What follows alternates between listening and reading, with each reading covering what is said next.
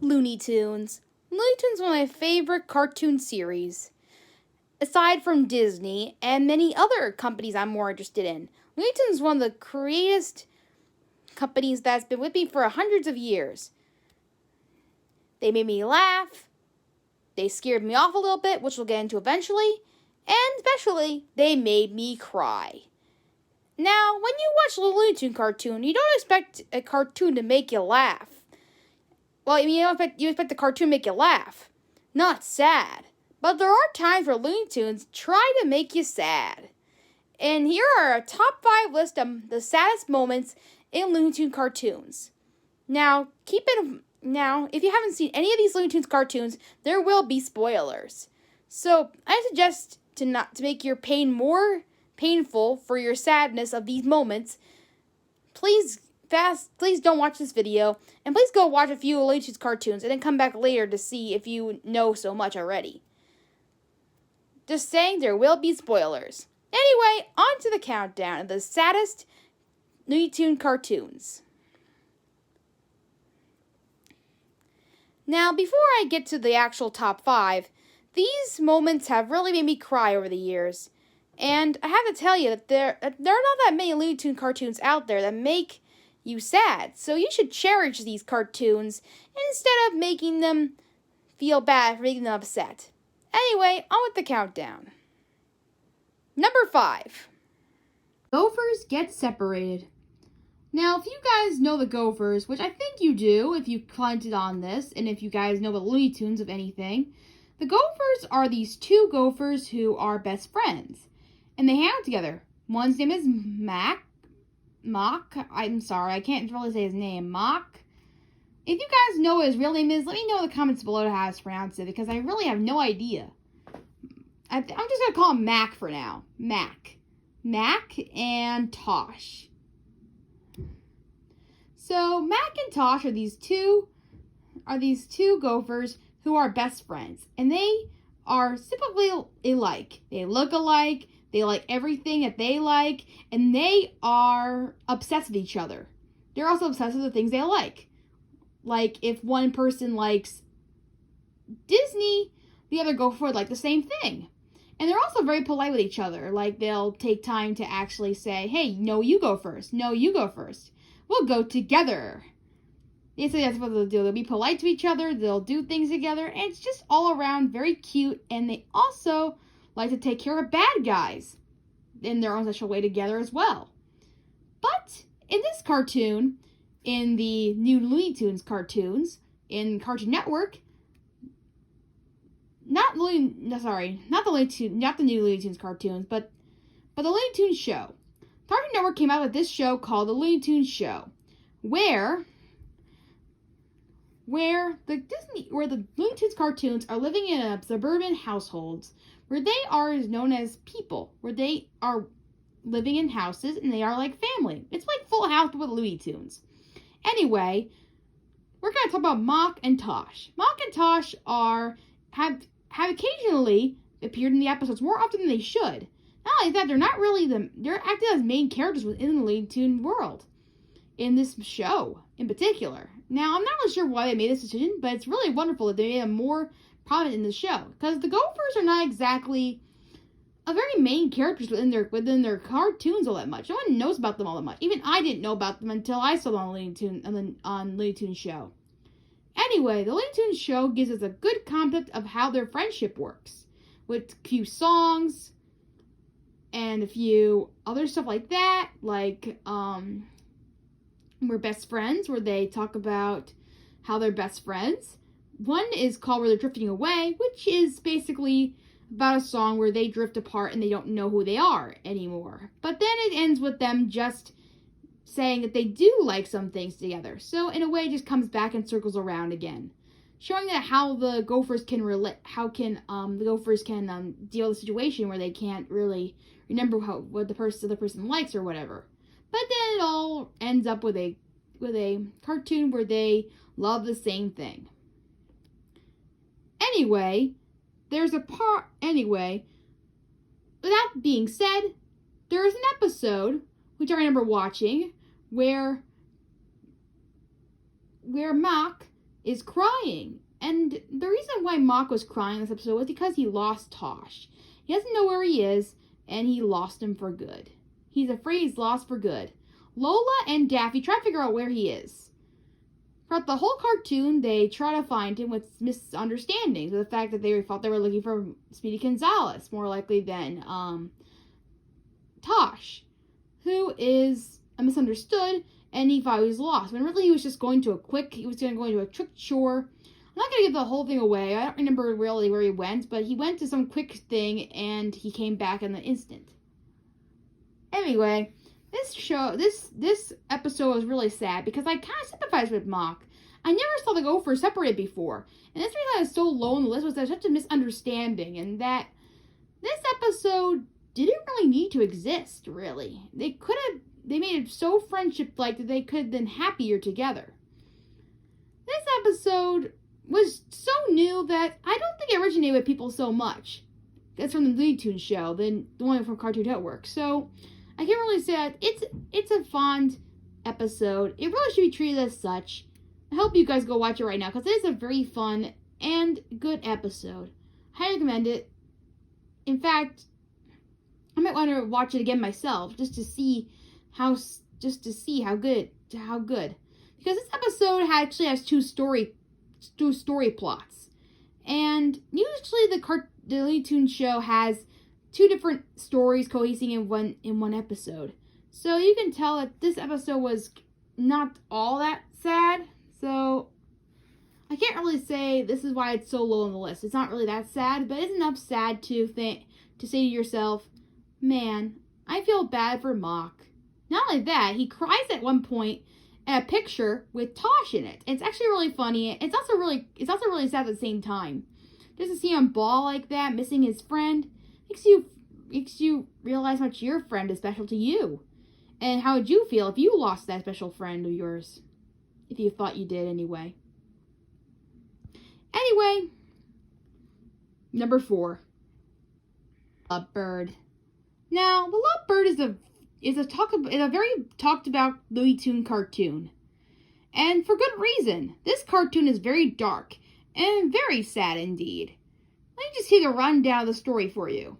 So, what happens is this bird, who is kicked out by his girlfriend, and he feels all upset because he mentions that he's a lovebird and he has to love somebody. So he decides to go kill himself. Now, I don't mean like that, but I mean like he goes to Sylvester and tells him that he wants to be eaten. But Sylvester feels bad about eating him, so he tries to avoid eating him.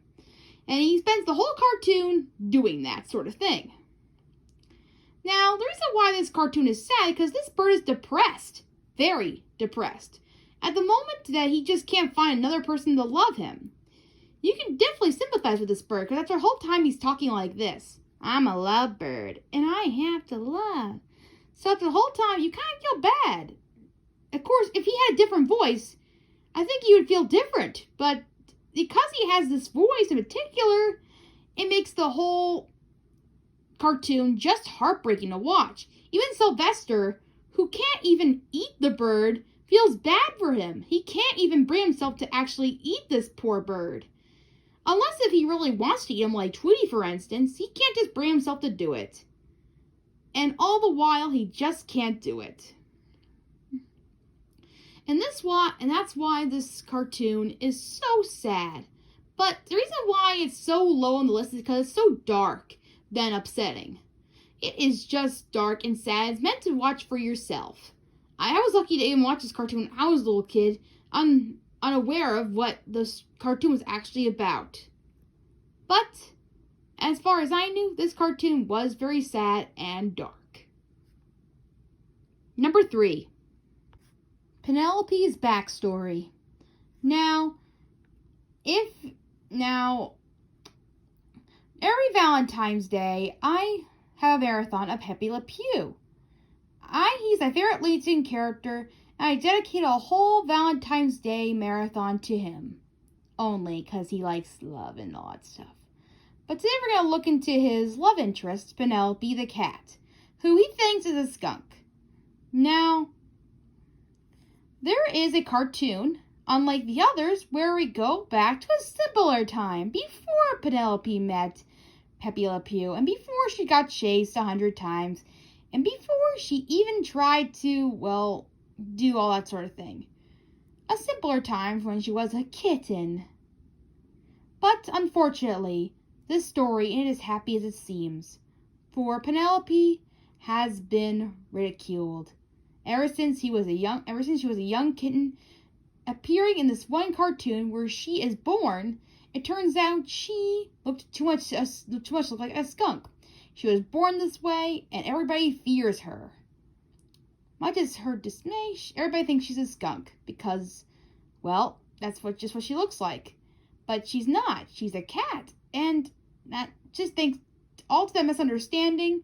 Everyone just seems to run away. Even her parents just fear her entirely.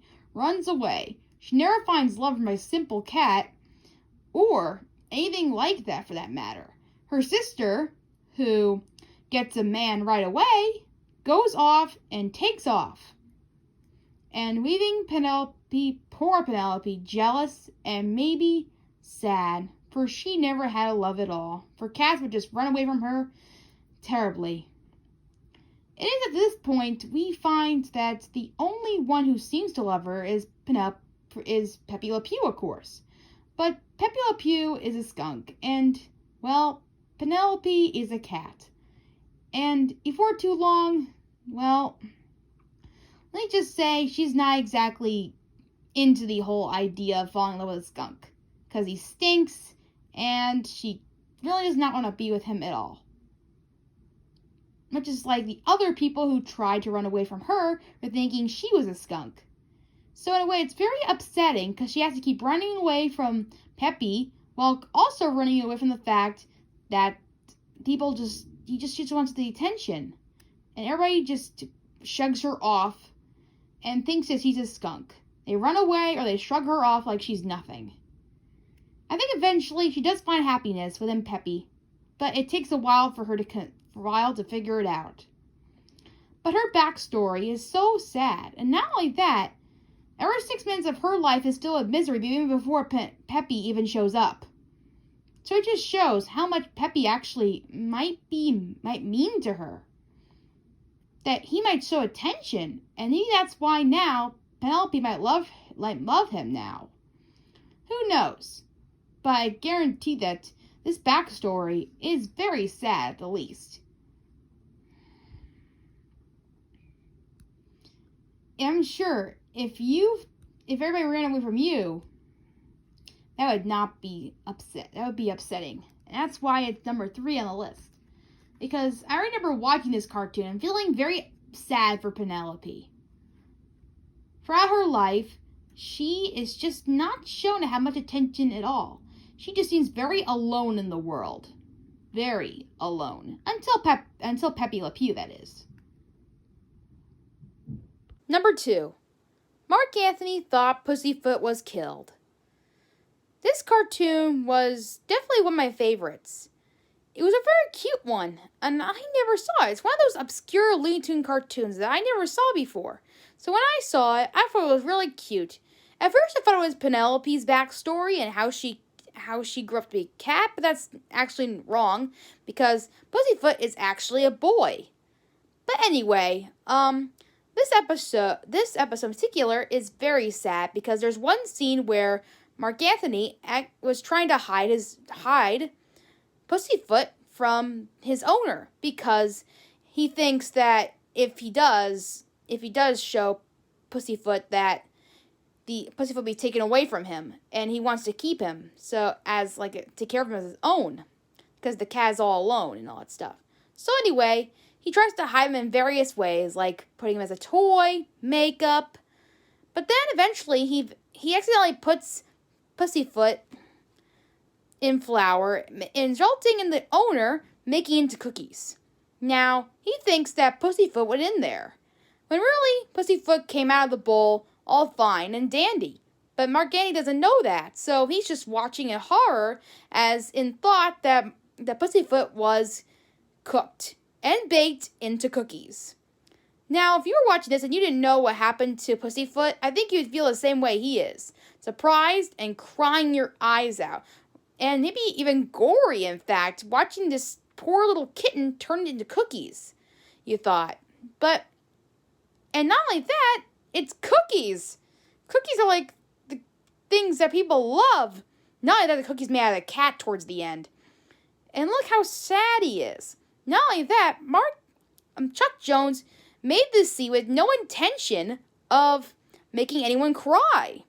Instead, he was trying to make everybody laugh, but it just came off sad. Really sad, especially for many people like me. It's a cute cartoon, and very sad too. And they even referenced it in Monsters, Inc. So, I highly recommend you watch this cartoon because it's a really special and cute cartoon. It really shows what Looney Tunes can do with feelings and with our feels. And now, number 1. The saddest Looney Tune cartoon moment is Bugs Bunny plays dead. Now, throughout the years, I've watched many Bugs Bunny cartoons. Every single time, he appears everywhere. This cartoon life, I had to watch this bunny before anybody else in the world. Eventually, I gave up my rage of how many times I watched a Bugs Bunny cartoon and decided to watch some of my own Bugs Bunny cartoons as myself. In fact, I loved Bugs Bunny for a while. In fact, I've grown to love him as a great Bugs Bunny character. I've grown to love him. Not only that, I think I learned to appreciate his jokes and how he treats cartoon characters. Being a timeless cartoon character, he has won my heart as many as he would do for millions of others. Now, until this cartoon came along, I liked all the Bugs Bunny cartoons that he made.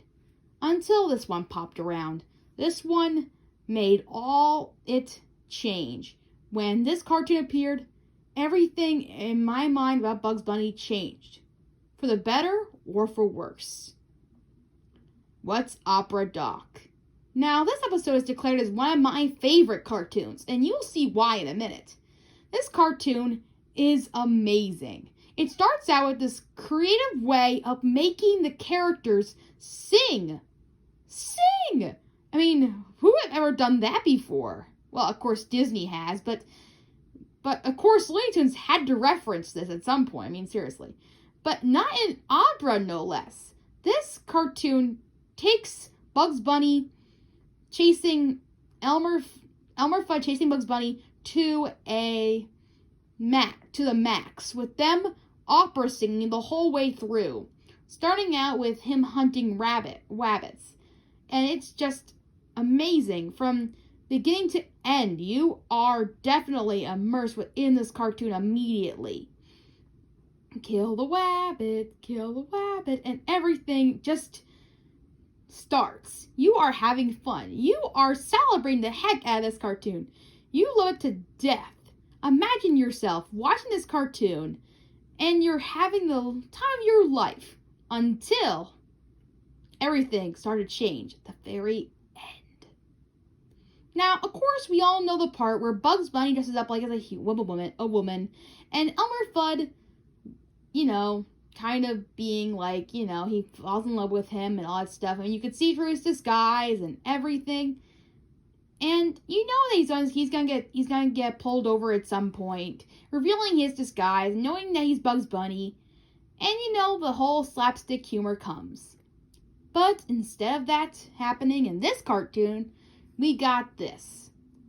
Elmer Fudd brings up this big giant storm. He gets so mad that he finds out that Bugs is not exactly his woman, and is not exactly the woman that he saw. And he gets really mad and gets a storm on him that ends up killing him? I'm sorry, I just get very emotional during this scene. After this storm, it fades. It gets quiet. You see Bugs Bunny lying there on a rock. You see him. You know what has happened. You know what has Elmer done. He says, poor little rabbit, and you can hear it. You know what he has done. And you feel bad for him. And you feel crying and sad for the fact that Bugs Bunny is dead.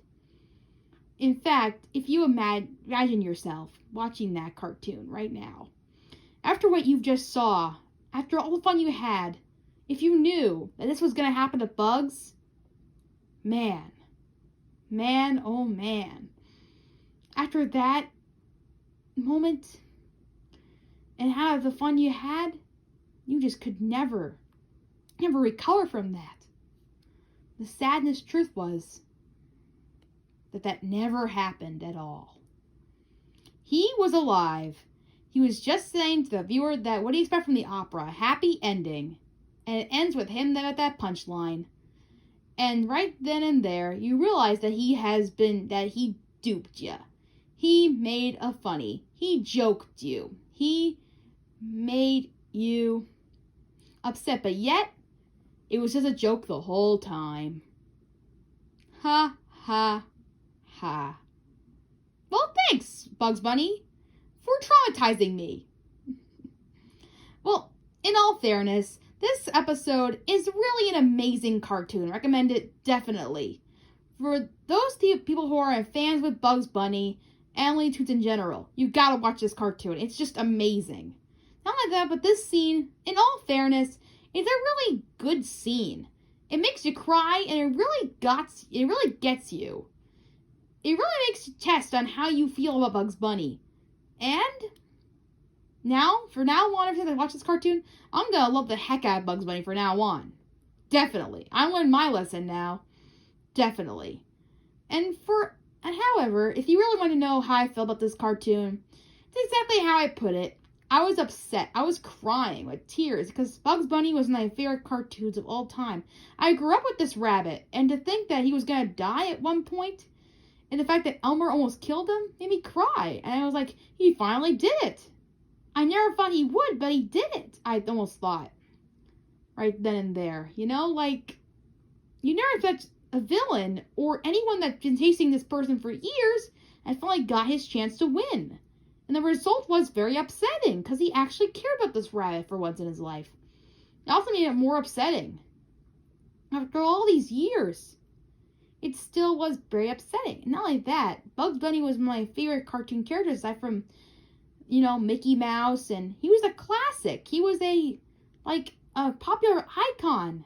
You just made him die right there. It's just going to make a whole bigger impact on people.